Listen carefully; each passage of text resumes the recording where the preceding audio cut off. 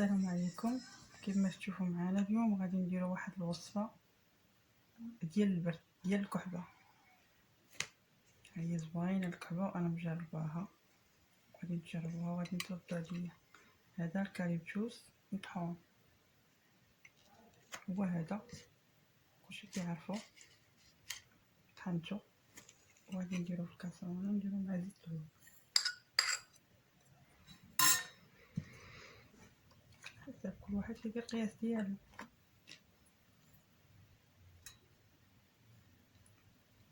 كيشربوه حتى الدراري الصغار، ما كيضرهم ما حتى شي حاجه.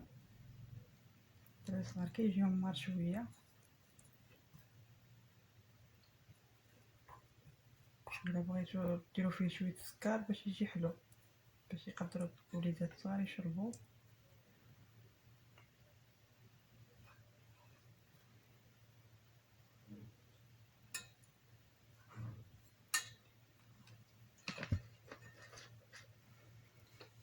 غادي نحطوه في البوطه حتى يطلق داكشي ديالو مزيان، ونعاودو نصفيوه ونديروه في واحد القرعه وكيبقاو يشربوا منه مزيان الكحبه مزيان. هذا انا مجرباه، غادي نجربوه ان شاء الله وغادي نتردوا عليا.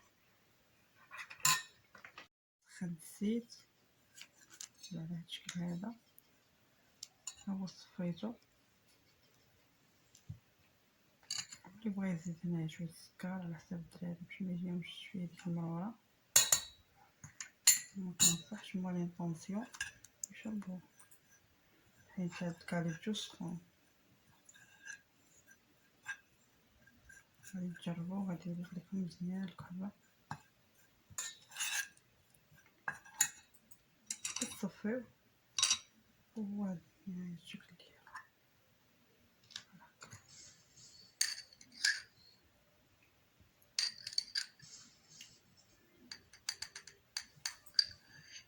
هذا هو الشكل النهائي ديالو. السلام عليكم ورحمه الله.